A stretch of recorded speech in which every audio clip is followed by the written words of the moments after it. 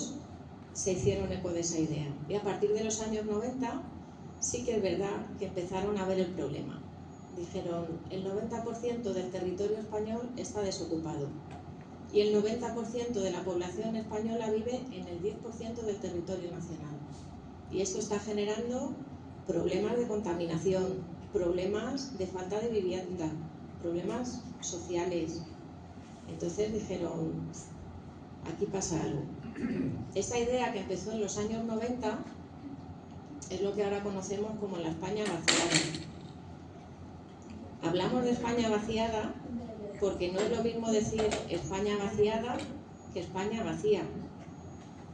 España en sus pueblos no está vacía. Hay gente que todavía vive en los pueblos, gente que es importante, que tiene sus valores, que tiene sus necesidades sociales. Es una España vaciada pues porque es una España que se ha dejado morir.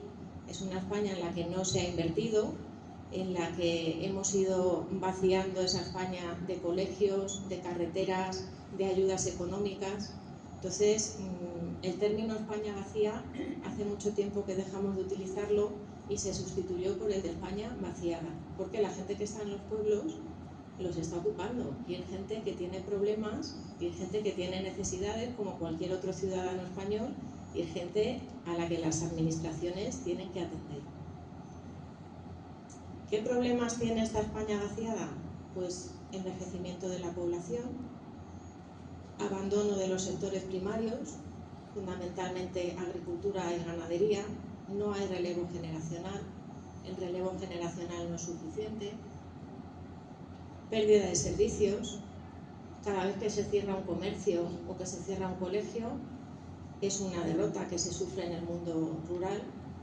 Y bueno, y ahora últimamente nos estamos concienciando también con el tema de los incendios, porque un territorio que está abandonado, pues es más fácil que allí pues haya más retamas, más cosas que ayuden a propagar los incendios. En el 1999 aparecen las políticas de desarrollo sostenible. Estas políticas eran el segundo pilar de la política agraria común. Claro, los políticos dijeron, si queremos agricultura en España tendrá que haber gente viviendo en los pueblos, porque si no hay gente, ¿quién cultiva el campo?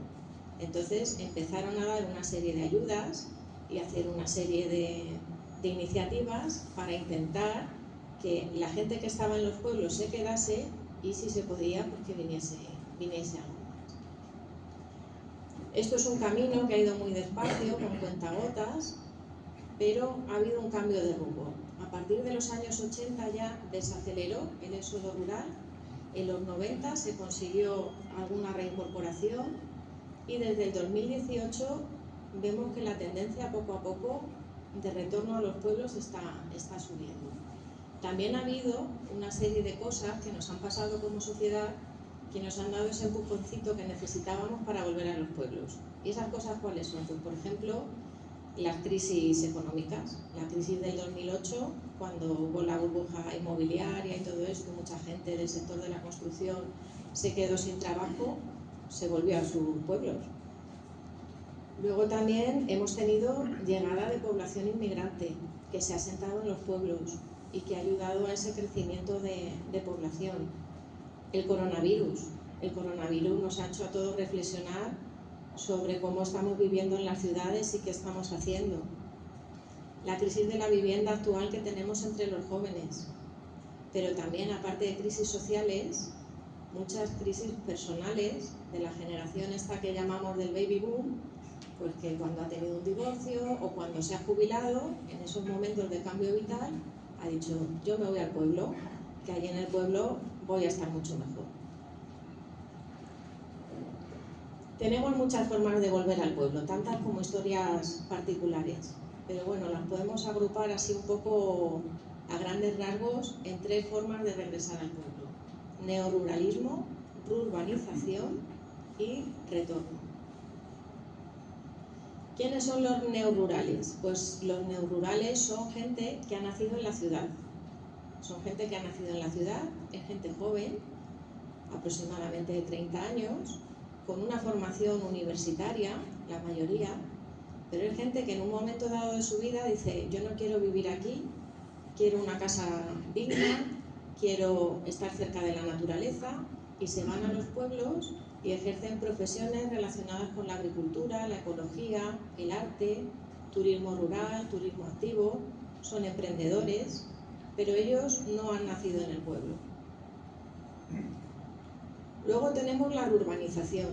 La rurbanización es una tendencia que lo que hace es crear cinturones alrededor de las ciudades. La gente se agobia en el centro de la ciudad y tiende a sale a urbanizaciones. Y vemos cómo en las últimas décadas, pues alrededor de las ciudades han ido apareciendo estas urbanizaciones de unifamiliares, donde nos encontramos a gente que quiere vivir en el medio rural, en el campo, pero sigue llevando un estilo de vida urbano y depende productivamente de la ciudad, pero no quiere vivir allí, no quiere residir allí.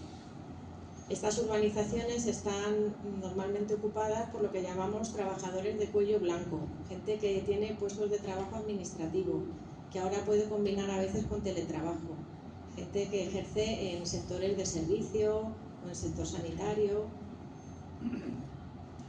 Y otra tercera forma que tenemos de volver al pueblo es lo que conocemos como retorno rural. Los que retornan es gente que ha nacido en el pueblo, que tiene un vínculo familiar o tiene un vínculo social y por eso decide regresar donde está su familia, donde están sus amigos. Aquí las edades son muy variadas, las ocupaciones son muy variadas también, y a veces este retorno rural va ligado a cambios de vida importantes. O sea, a veces que la gente vuelve al pueblo, pues dice, mira, yo es que iba a ser madre y me planteé que es que en Madrid es que no iba a ver a mi hijo y he decidido volverme al pueblo. Yo es que me he divorciado y he decidido cambiar de vida y me he vuelto a mi pueblo. Yo me he jubilado y ya como no necesito ir a trabajar aquí en la ciudad, pues prefiero volver al pueblo, que allí tengo amigos. El retorno casi siempre va relacionado con esos vínculos personales y a veces asociados a cambios personales que se han producido en la vida. ¿Dónde se está produciendo el retorno? Pues desgraciadamente el retorno no se está dando por igual en todos los pueblos de España. Desde 2018 se ha iniciado una tendencia a incrementar población en las áreas rurales, pero no en todas. Los pueblos donde está volviendo la gente son pueblos que están bien comunicados con las ciudades, que están cerca, pueblos que son cabecera de comarca, donde vamos a tener colegios, institutos, centros sanitarios, y otros pueblos pues que igual están más alejados, tienen peores comunicaciones, no tienen colegio. La gente a día de hoy no se decide a volver allí. Este es el mapa de Castilla-La Mancha, lo han llamado el reto demográfico. Yo creo que es el mapa de la vergüenza, pero bueno, pues le han dado así una vuelta y le han llamado el reto demográfico. Las zonas que veis en rojo son zonas en alto riesgo de despoblación. Como veis, toda la comarca de la Jara, donde estamos nosotros aquí ahora, está en alto riesgo de despoblación ahora mismo. Para que los que sois de mi edad un poco más jóvenes entendáis un poco a qué nos referimos cuando decimos despoblación, porque claro, muchos como yo pues hemos conocido el pueblo así siempre, no nos imaginamos el pueblo de otra manera. He traído este documento como curiosidad. Esto es una guía de balnearios del año 1924 y en esta guía de balnearios pues se habla de pueblos de la comarca de la Jara, porque como sabéis aquí el agua que tenemos en estos pueblos pues es una de nuestras principales riquezas, ¿no? Entonces aquí se describía los pueblos que tenían balneario un poquito como eran. Entonces en esta guía, que es de 1924, situaron mentalmente en 1924 con la mortalidad infantil que había en 1924 y que la gente no tenía la esperanza de vida que tenemos ahora. Pues tenemos, por ejemplo, en Aldeanueva de Barbarolla había 1.878 habitantes censados. A día de hoy Aldeanueva, si no me equivoco, tiene 670 y algún habitantes censados, 3 veces menos población, ¿vale? Belvir de la Jara, 3.827 habitantes en el año 1924. A día de hoy me parece que está en torno a 1.500, más o menos. Sevilleja de la Jara, 2.285 habitantes. A día de hoy creo que está en torno a los 600, 700.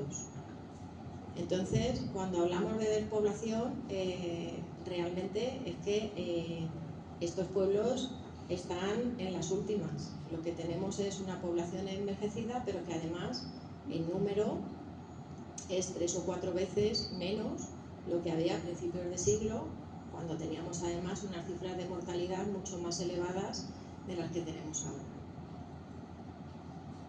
No todo está perdido, ¿vale? Esto no venimos aquí a dar una visión negativa ni un mensaje desesperanzador, todo lo contrario. En la Jara siempre hemos sido gente emprendedora y para demostrarlo os he traído aquí una cita de un periodista, de Félix Urabáyen, que era un periodista que viajaba por distintos sitios de España, era un viajero y escribía cosas sobre sus viajes. Entonces, en el año 1931 escribió cosas sobre Belvís. ¿Y qué nos dijo de Belvís y de la comarca de la Jara en general? Pues dijo esto: una leyenda bastante generalizada es la de que en tierras toledanas no existen ya conquistadores. Los que tal afirman, sin duda, no se han dado una vuelta por la Jara. Esto dijo Félix Urabáyen, que había escrito sobre muchos lugares de España. Entonces, algo vería él en las personas de la Jara cuando dejó esto en sus artículos. La Jara siempre ha sido una región que históricamente ha tenido que luchar contra la despoblación, pero siempre ha levantado cabeza. O sea, es una zona que yo creo que aquí pues el término resiliencia tiene un significado en esta comarca de la Jara. Ya para terminar, y por no aburriros más, pues simplemente como conclusión, hacernos una pregunta. ¿Se podría haber evitado la situación actual a la que hemos llegado en estos pueblos de España? Pues bueno, la mayoría de gente que ha investigado esto, que son muy pocos, porque este tema es que no se ha investigado, nos dicen que no, que realmente era inevitable en aquella época que la gente se fuera a las ciudades, pero que sí que es verdad que si hubiera habido un poco de intención y un poco de cuidado, se podrían haber mitigado mucho sus consecuencias. ¿Y cómo se podría haber hecho esto? Pues si en la década de los 60, por ejemplo, hubiéramos empezado con políticas de equilibrio territorial, si se hubiera invertido en mantener los colegios donde los había, en crear hospitales comarcales, todo lo que se empezó a hacer a partir del año 2000 más o menos, si se hubiera empezado en la década de los 60, podría haber mitigado en parte ese éxodo rural masivo que hubo. Porque realmente de toda esa gente que se fue a las ciudades, hubo un colectivo de gente, un grupo de gente que no llegó a encajar nunca bien ahí, que no consiguió un buen trabajo, que todo lo que le contó su primo del coche y de lo bien que se ganaba el dinero, a él no le pasó, o a ella no le pasó. Y esa gente, si hubiera tenido oportunidades de trabajar y de volver al pueblo, hubiera vuelto. Pero claro, en un pueblo donde ya no tienes colegio, no tienes tiendas, no tienes nada, pues la gente se aguantó como pudo en las ciudades a lo largo de las distintas crisis económicas que ha habido. ¿Cuál va a ser el futuro? El futuro no lo sabemos nadie. El futuro pues va a depender de las cuestiones que están ahora encima de la mesa. Teletrabajo, inteligencia artificial, no lo sabemos nadie. Pero bueno, lo importante no es lo que va a pasar en el futuro, que eso no lo podemos controlar, sino hacer lo que esté en nuestra mano en el momento actual, en el presente, para poner esos ladrillos que ayuden a construir un futuro en el que la gente pueda volver a sus pueblos o pueda decidir emprender una vida en el ámbito rural si así lo desea. Entonces, bueno, yo ya me voy a callar un poquito porque yo creo que ya está bien, ¿no? Y voy a dar paso a